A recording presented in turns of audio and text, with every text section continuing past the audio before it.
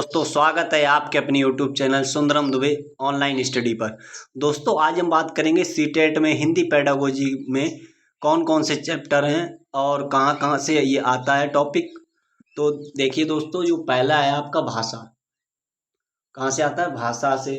दूसरा टॉपिक है आपका भाषा अर्जन। तीसरा टॉपिक है आपका भाषा अर्जन किस वजह से होता है। चौथा टॉपिक है आपका मातृभाषा क्या है।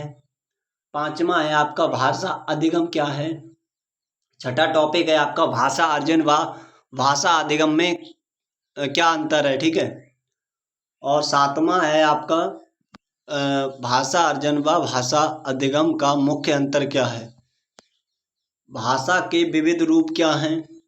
भाषा के सीखने के चरण क्या है, 9वां पॉइंट। 10वां पॉइंट है भाषा शिक्षण की प्रमुख विधियां कितनी। व्याकरण विधि है, व्याकरण अनुवाद विधि है, प्रत्यक्ष विधि, ऐसे करके बहुत सारी ये लगभग 7 हैं विधि, ठीक है।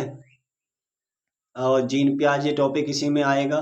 भाषा एवं विचार पियाजे से रिलेटेड है, मतलब लेव वाइगोत्स्की भाषा और विचार, नोम चॉम्स्की वैज्ञानिक, भाषा कौशल, लेखन के प्रकार, भाषाई विकार, शिक्षण त्रिआयामी, जॉन डेवी, शिक्षण सूत्र, टीचिंग मैक्सिमम, शिक्षण सहायक सामग्री, टीचिंग लर्निंग मटेरियल, निदानात्मक शिक्षण, उपचारात्मक शिक्षण, उपलब्धि परीक्षण, दक्षता परीक्षण, अभिरुचि रुचि परीक्षा, मुख्य कौशल, पुनर्वलन जिसे इंग्लिश में रेनफोर्समेंट कहते हैं, बहुभाषिकता, पाठ्यपुस्तक, त्रिभाषा सूत्र। ये सब टॉपिक आपके हिंदी पेडागोजी में देखने में मिलेंगे। इसी में जैसे आपको हमने बताया था कि भाषा आपका पहला टॉपिक है। भाषा में क्या क्या होता है आपका हिंदी पेडागोजी में देख लीजिए। भाषा शब्दों का समूह होता है दोस्तों। क्या होता है? शब्दों का समूह। पढ़िए, भाषा हमारे विचारों को व्यक्त करने तथा दूसरों के विचारों को समझने का एक साधन है। क्या है दोस्तों? एक साधन है, केवल संप्रेषण का माध्यम ही नहीं। इसके अन्य कुछ प्रकार हैं। क्या क्या प्रकार हैं? देखिए, पहला टॉपिक 1 पॉइंट देखिए, भाषा विचारों के आदान प्रदान के साधन के रूप में है। किसके रूप में? साधन के रूप में है एक। दूसरा पॉइंट है आपका भाषा सामाजिक जीवन को सार्थक करने के रूप में, भाषा ज्ञान प्राप्ति के साधन के रूप में। तीसरा टॉपिक। चौथा टॉपिक है आपका भाषा साहित्य, कला, संस्कृति और सभ्यता को विकसित करने में सहायक रूप में अर्जित करता है। पांचवा पॉइंट है आपका लिपि, भाषा का लिखित रूप है। लिपि, जो हिंदी में लिपि होता है, भाषा का कैसा रूप है? लिखित रूप है।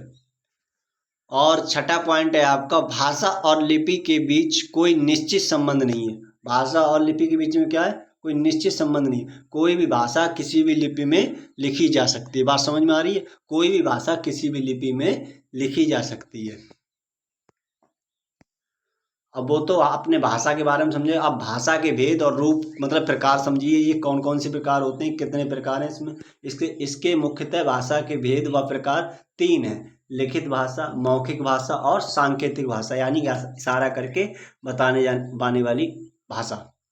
लिखित भाषा मौखिक भाषा की तुलना में अधिक स्थायी होती है। जैसे एक्विजिशन, ये टॉपिक दिया है आपका भाषा अर्जन। परिभाषा है मनुष्य में जन्मजात क्षमता है भाषा को अर्जित करने की, जिसका प्रयोग करके मनुष्य वार्तालाप करने में भाषा का सहज रूप से प्रयोग करना सीख जाता है बिना किसी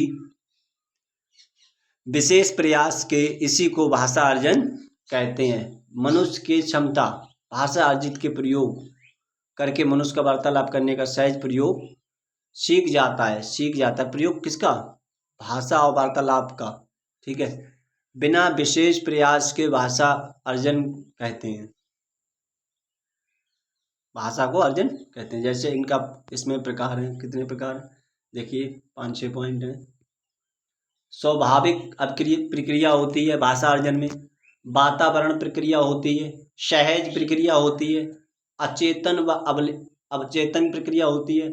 अर्जन का संबंध मातृभाषा से ज़्यादा अनौपचारिक प्रक्रिया होती है।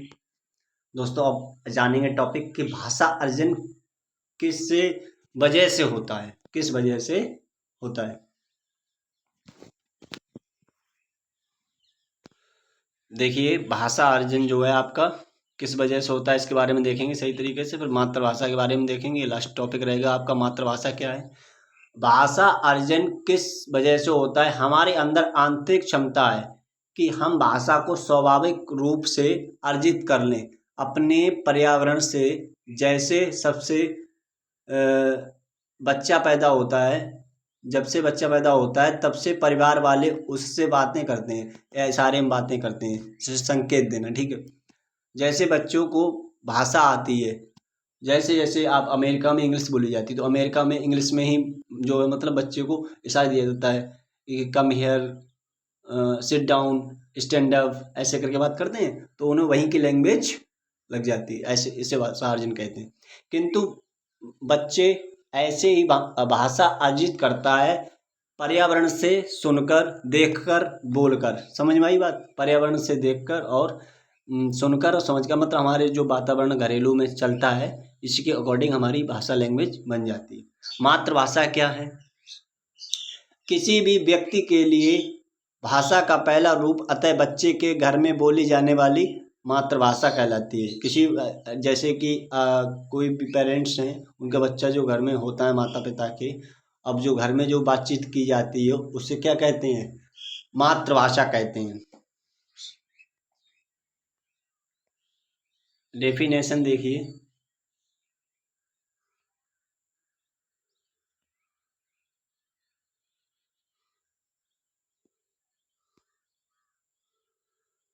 भाषा अर्जन एक ऐसी प्रक्रिया है जो बिल्कुल स्वाभाविक है। सामान्यतः बच्चा मातृभाषा अर्जन को परिवार से ही कर लेता है। स्कूल आने से पहले से ही वे मातृभाषा में अपनी बात कहने व समझने में सक्षम होते हैं। दोस्तों आज हमने भाषा और भाषा अर्जन, भाषा क्या है, मातृभाषा क्या है, इन सभी के बारे में टॉपिक में पढ़ाया है और बताया हिंदी पेडागोजी में क्या क्या आता है टॉपिक। अगर वीडियो आपको अच्छी लगी हो तो चैनल को सब्सक्राइब करें एंड लाइक करें और अपने दोस्तों में शेयर करें। अगर कोई त्रुटि हुई हो तो हमें कमेंट में बताएं। वीडियो देखने के लिए